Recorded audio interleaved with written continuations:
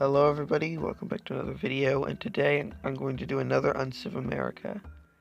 So, sadly the last series got deleted. The reason why is because my first one I saved, that I was talking about in the previous one, my first file, I accidentally saved that over the America civilization because I was so used to saving, like, that file.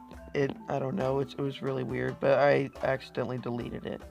Which sounds really bad on the surface, but it actually is a really good thing. The reason why I say that is I did a lot of mistakes. I made a lot of bad choices in the series, and in the second episode I tried to record it. The recorder was breaking a lot, so I wasn't able to. But in the episode I tried to record, I made a lot of mistakes as well. Just a lot of issues happened. But this game was also updated quite a bit, so now it's way better. So yeah, the world size, I'm going to make it huge, which I think is a completely new one from last time. 11 civilizations, I think you can only do 5 in the past. And I'm still going to do Prince difficulty. So this is a complete restart, sadly. At least it was only 1 episode, and not like 10, that would be horrible. Okay, so... oh, they had added mountains, which are pretty cool. So, scout... uh-oh. So, we have an issue. In this game, you want to settle near amenities or the ocean or both. And there's no ocean near me, so... I'm gonna settle right next to that amenity. Amenities are important because of happiness, and happiness is very important. I'll get into that a little bit. So, yeah, that's the first turn. I'm gonna settle the city next turn. Found city, and there we go. I have the first city down, Washington. So, also I have graphic changes. It looks a little different now. So, I'm gonna work this one. Yeah, I think this will be the best one because it'll make me able to grow faster, and it gives me food, or not food, gold. And it gives this to monuments of culture. So, I've got a lot better at this game than I was in the past. I'm still not great, but I'm way better at this game than I used to be. And because of that, I'll be able to give better advice and actually be able to play better. First things first, in the past episode I said currency, you needed to get the currency as fast as possible. I'm changing my mind. That's actually not a good idea, because money will sort itself out later in the game. You won't need to worry about that. But what you will need to worry about is happiness and science and culture and things like that. Circa and wonders, especially wonders. So that's all very important things that you'll need to worry about to help your game. So what you'll need to do, I recommend going for writing first. The reason, or wonders in order. You'll need to make wonders, of course, like I just said. They're very important. And the best 2 wonders early game are the Great Library and Hanging Gardens. So the Great Library, it has 1 culture and 3 science. That's already good on its own, but it allows you to pick a free science once it's finished. So any of these texts are instantly got. So what I do is I work all the way up to mathematics while I'm building the Great Library. And then once I finish mathematics, you get to pick a free tech, so you pick currency. Or that's what I do, I pick currency. So that's when I get currency, is after I build the Great Library. Then as soon as I'm done with the Great Library, I focus on the Hanging Gardens. And the Hanging Gardens means you don't have to worry about food. And that's pretty important. So actually, before I'm going to do writing, before any of that, I'm going to research archery, just so I have a slight boost towards getting currency. And because archery is important, because archers... So I'll just skip through the turns, and I'll move my scout. I'm probably right next to an ocean, I just didn't know about it. I'm also going to use the warrior to scout things. There are some weird movement glitches, as you see right here. I'm hoping the developer fixes it pretty soon because it's pretty annoying. Encountered Babylon. Where? There's water right there. If I just moved a little bit, I would have got to it. Okay, well that's where I'll settle my second city. Which, I do not recommend settling a second city instantly for reasons I will explain a little bit later. Ooh, Egypt right there. So I don't know if that's good or bad that there are two civilizations right next to me. Don't know. Okay, so there's Babylon literally right next to me, so I might have to take it out. I don't know if or not. Yeah, that could be that could be a bad enemy. I don't want to have to fight Babylon. So I'm gonna move over here so I can move around. There's a luxury. I think that's in my range. Yep, that's in range. Just barely in range. Ooh, that's really late game. He can get it too, though, which is not great. So I hope I get that luxury before him, because happiness is incredibly important. So, next turn. So, scout. Also, I'm sorry for all these technical glitches, like I said. It's a little glitch with the movement, so the movement things might be all over the place. So, sorry about that. Keep moving the warrior. So, I'm assuming Egypt is right here. No? Okay, good. Also, I think a city. That's weird. So, I think a city here would be great because it has trees all around it and it has silver. I'm pretty sure that's silver. Yep. So, it has silver trees, so I can use lumber mills, camps for a lot of deer, fish. And it has, of course, ocean.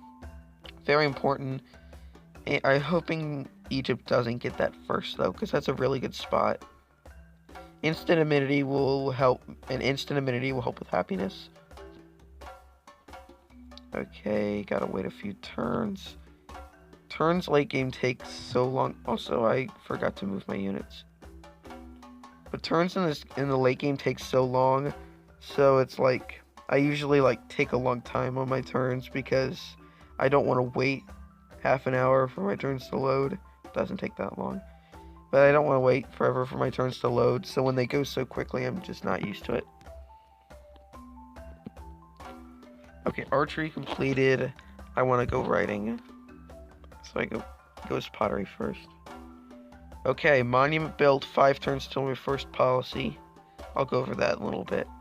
Archer, I definitely want an archer so I can have something protecting my city while my warrior is exploring. Egypt is literally right there. Don't know whether that's a good thing or a bad thing. Also second citizen, and he's working the exact tile I wanted him to. Actually, work on food. I really need production, but I need food way more because my citizens will starve. Actually, I prefer to have less growth because the more people you have, the less happiness, because every citizen subtracts 1 happiness. And they take more food or your city will start starving, and I do not want my cities to start starving, so I'm going to try to grow slower. Once I get the hanging gardens, there's nothing that can make me grow slower, but extra production, and my people won't starve, so that's a good idea. Okay, next turn. I'm just going to be moving through these turns. I'm not going to cut them out because something interesting might happen and I might forget to unpause it. I really hope the next update fixes all these glitches. Policies. So once there's an exclamation mark, I'm sorry I didn't explain it, but once there's an exclamation mark, you have enough culture to actually have a policy, it'll stop you in the next turn, but I prefer doing this. So here are policies. You choose one that's highlighted in blue, and then you can't do the ones that are darkened out yet. But once you do one that's highlighted in blue, you'll be able to click on them and see what they give you, and then you can click adopt policy. So far we have tradition, liberty, and honor.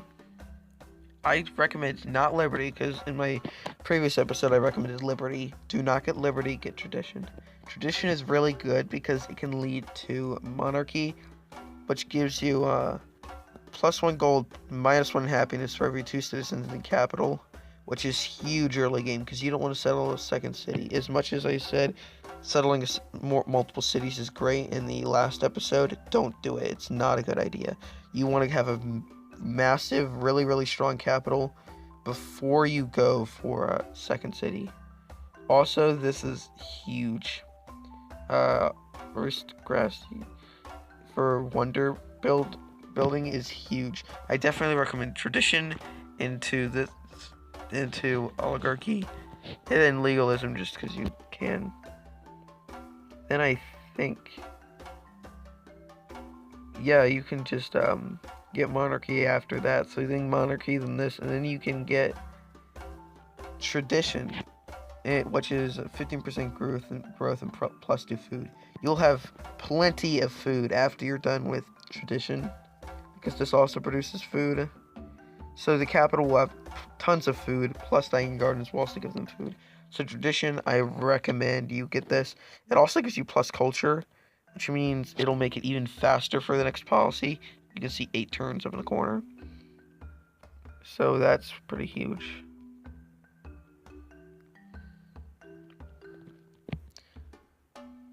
Pottery completed, so writing in 11 turns so they can start going on the Great Library. Washington expanded its borders, that's good. Ooh, is that cattle better? No, it's the exact same. Once I get animal husbandry, that'll be a really good tile. But right now, it's not really. Oh, I had that for a long time. I just realized. Oops. I think I got this tile. Because I didn't see it last time. What's my scout doing? How far has he got? Pretty far. I gotta keep painting next turn. Signs all over the land. Granary, no. What do I want to produce? Actually, I hate the granary because I get far in the game. I never build this, and I go far in the game, and it keeps automatically recommending this as opposed to something good. So I always have an automatic hatred for granaries. But I think it's a good idea to go for that. 4 turns until the next policy, so that's good. Uh-oh. Can't click on my warrior. I don't know what I'm doing with my warrior. Why am I not bringing him back to the capital? Okay, writing in 7 turns, and I'll start the wonder. I might switch to the production. Nah, that wouldn't be a good idea. I was gonna say switch to the production for the wonder, but I don't think that's great. Actually, I'll get bonus wonder production right now because of this. So now it's 15 turns for the next policy, but that won't take too long. So the wonder I should be able to get the wonder before anyone else gets it. Also, I'm not doing what I'm supposed to do with moving this warrior back to the city. No, I wanted to move right here. No, I wanted to move the warrior. Yeah, this game, I think they had some updates with the units, and it's kind of confusing the game a little bit. But the developer's very active developer, so he'll probably fix that really soon.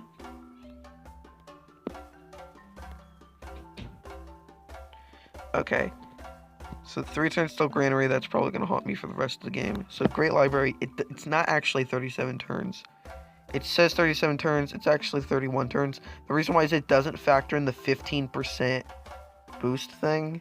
It doesn't actually factor that in until after it's already selected. So it's actually 31 as opposed to 37 turns. So what do I want next? I don't want to go for...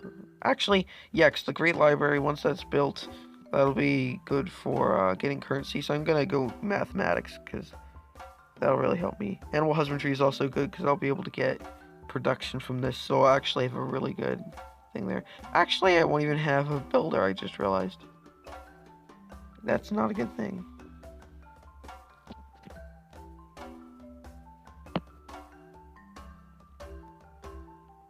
You know what? I think I have an idea to get rid of all these. Just a little bit. That looks much better. Okay, I just had to reload, or I had to load a different file, and then I had to load this file again, and that fixed it all. So that should be a temporary solution. Whenever it gets too bad, I'll just do that, and it should be good. Okay. So 8 turns into the next policy, which is really what I'm waiting for, because nothing else is going to happen in the near future. So, and Washington completed. Horses near Washington. It's right there. That's awesome. I automatically have a strategic resource. Stash of 24 gold in the runes. What runes? Oh, that's that building thing. I was looking at a building thing somewhere. I forgot where it was. But the, that I was kind of confused about as well during this, video, and I just wasn't talking about it, and I thought it was just a resource, and I just didn't know about. So apparently that was a rune, so I'm guessing that's like the goodie hunt. Are you kidding me? Egypt, I will destroy you. You know what, I'm gonna probably build an early army as soon as I get a good production. Then I'll build an early army, take the city, raise it, and build a new city. Just because I am going to hate Egypt and I want to destroy Egypt. That's my new goal. At the end of the game, I want to at least destroy Egypt. That's my main goal. Oh, culture. So social policies, oligarchy. The reason why I want to do this is this makes things, once you start building units, they'll of course, no maintenance. No maintenance is very good because once you get like a ton of units, having them in cities, reducing that cost can like save you a lot of money. So I definitely recommend that. Nothing's happening until 20 turns in, so I'm just gonna skip ahead to 20 turns.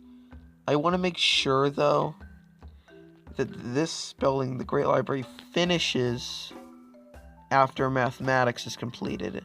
Because then I'll be able to instantly learn currency, and I'll get the most out of the Great Library, because you want to make sure you use that free research. Also, speaking of free research, how many great people? No great people points, okay. Once I start getting great people points, that'll really help. So I gotta wait. What I'm gonna do is I'm gonna do like 1 turn remaining or something. I'm gonna switch to doing something else like the granary.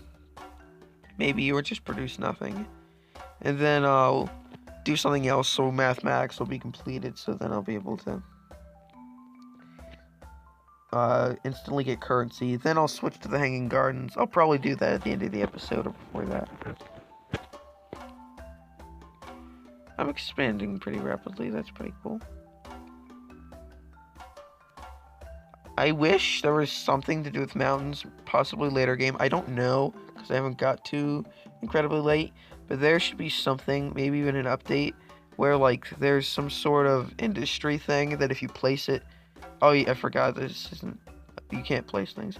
But if your city is, like, directly next to a mountain, and you build it, it'll give you an extra production for all stone or something. Or maybe you get, +4, +5 production for all mountains, so that means mountains are actually useful. Because currently in the game, mountains are not. Also, I just realized the Great Library is almost done. Don't want that. So I'm gonna wait till mathematics is 2 turns left. I just realized I have 4 population.